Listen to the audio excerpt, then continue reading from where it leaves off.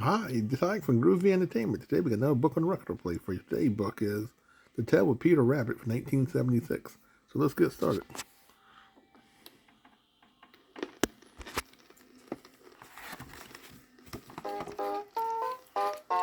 Have you heard a good book today? Magic Media shows the way.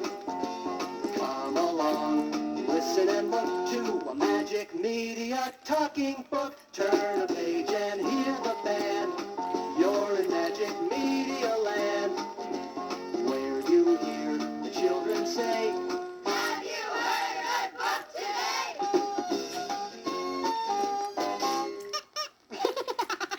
Hi, boys and girls. This is Mr. Magic. All ready to enjoy your Magic Media talking story?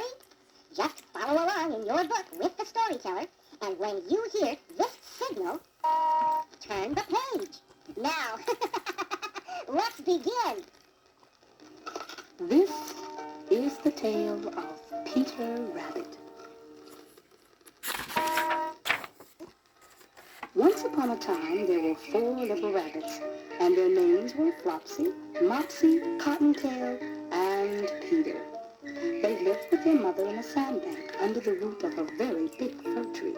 "Now, my dears," said old Mrs. Rabbit one morning, "you may go into the fields or down the lane, but don't go into Mr. McGregor's garden. Your father had an accident there. He was put in a pie by Mrs. McGregor. Now run along and don't get into mischief." Flopsy, Mopsy, and Cottontail, who were good little bunnies, went down the lane together to gather blackberries. But Peter, who was very naughty, ran straight to Mr. McGregor's vegetable garden and squeezed under the gate. There goes Peter Rabbit again, doing what his mom said not to do. He can't see why he shouldn't try to take a couple things to eat and run. He thinks disobeying is fun.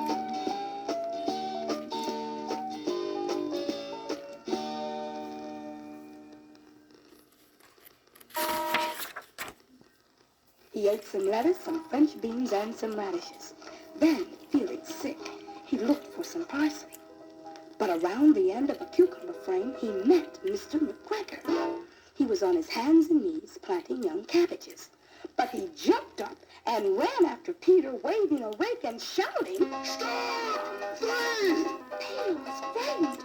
He rushed all over the garden, for he had forgotten the way back to the gate. He lost one shoe among the cabbages and the other among the potatoes. Then Peter ran on all 4 legs and might have escaped altogether had he not run into a gooseberry net and got caught by the large buttons on his jacket. It was a blue jacket, quite new. Peter gave himself up for lost and began to cry. But some friendly sparrows overheard him. They begged him to try as hard as he could to get loose.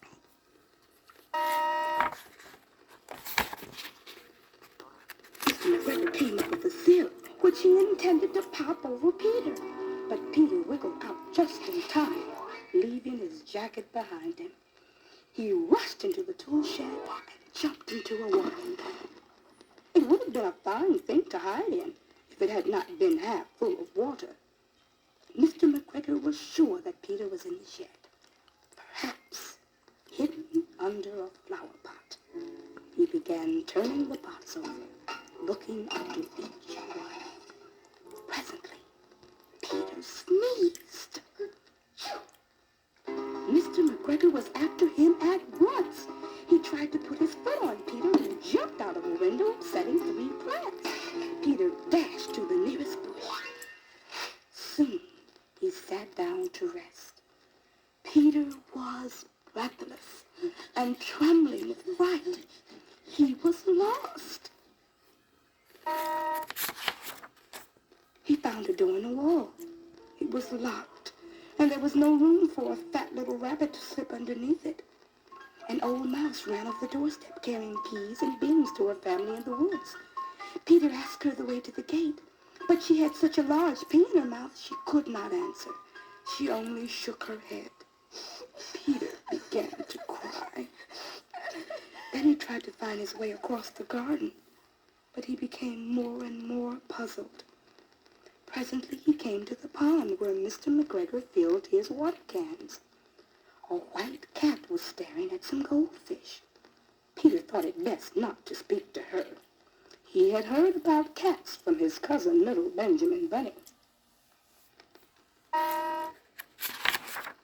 He went back toward the tool shed, but suddenly, quite close to him, he heard the noise of a hoe. Scratch, scratch, scratch, scratch. Peter scurried underneath some bushes, but nothing happened. So he came out again, climbed upon a wheelbarrow, and peeped over. There was Mr. McGregor hoeing onions. His back was toward Peter, and beyond him was the gate.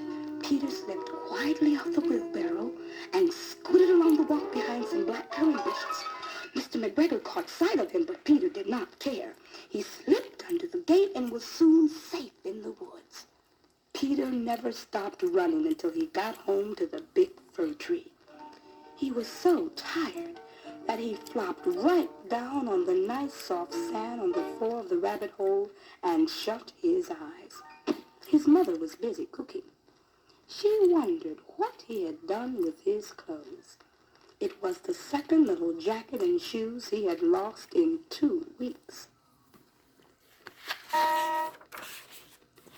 Needless to say, poor little Peter was not very well during the evening.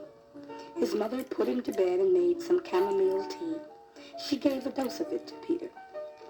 1 teaspoonful to be taken at bedtime. But Flopsy, Mopsy, and Cottontail had brown bread and milk and blackberries for supper. There goes Peter Rabbit again, paying for the mischief that he made.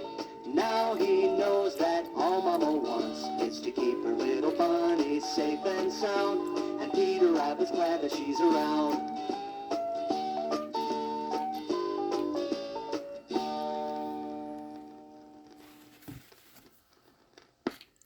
So that was The Tale of Peter Rabbit from 1976. So if you like, subscribe, share, and comment. Have a groovy day. Our next book will be The Fairy Princess.